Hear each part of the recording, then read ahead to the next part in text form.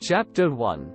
Now these are the names of the children of Israel who came to Egypt. Each man and his household came with Jacob: Reuben, Simeon, Levi, and Judah, Issachar, Zebulun, and Benjamin, Dan, Naphtali, Gad, and Asher. All those who were descendants of Jacob were 70 persons, for Joseph was in Egypt already. And Joseph died, all his brothers, and all that generation.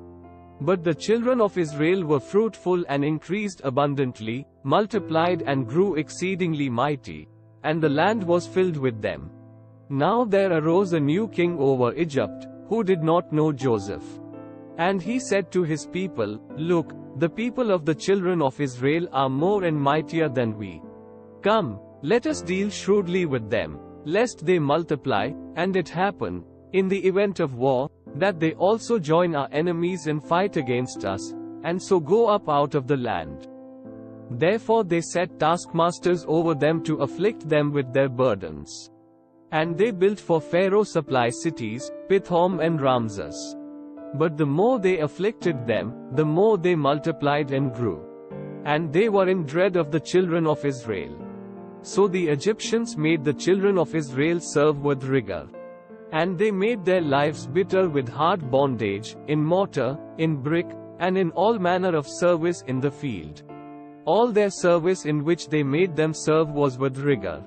Then the king of Egypt spoke to the Hebrew midwives, of whom the name of one was Shiphrah and the name of the other Puah.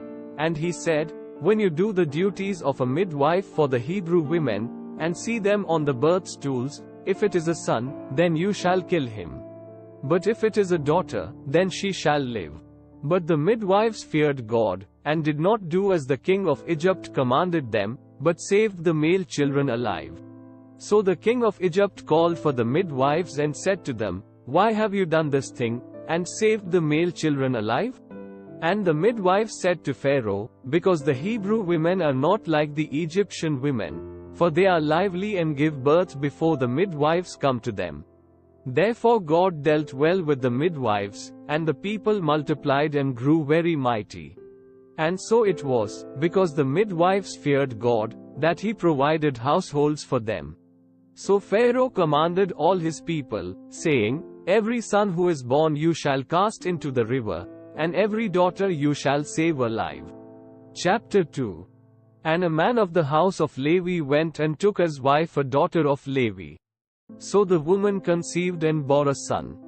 And when she saw that he was a beautiful child, she hid him 3 months. But when she could no longer hide him, she took an ark of bulrushes for him, daubed it with asphalt and pitch, put the child in it, and laid it in the reeds by the river's bank. And his sister stood afar off, to know what would be done to him. Then the daughter of Pharaoh came down to bathe at the river. And her maidens walked along the riverside, and when she saw the ark among the reeds, she sent her maid to get it. And when she opened it, she saw the child, and behold, the baby wept. So she had compassion on him, and said, "This is one of the Hebrews' children." Then his sister said to Pharaoh's daughter, "Shall I go and call a nurse for you from the Hebrew women, that she may nurse the child for you?"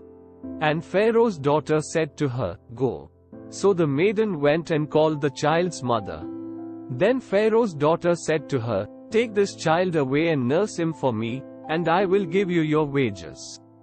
So the woman took the child and nursed him.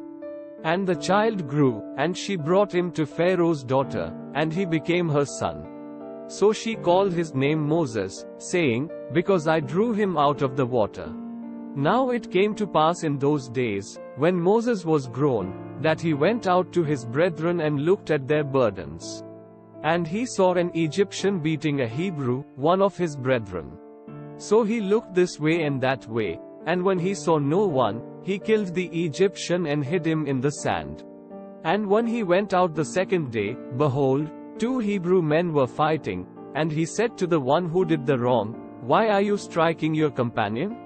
Then he said, "Who made you a prince and a judge over us?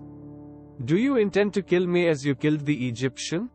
So Moses feared and said, surely this thing is known. When Pharaoh heard of this matter, he sought to kill Moses.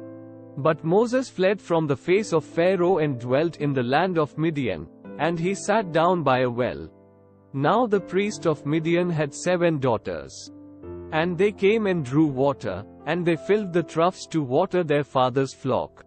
Then the shepherds came and drove them away, but Moses stood up and helped them, and watered their flock.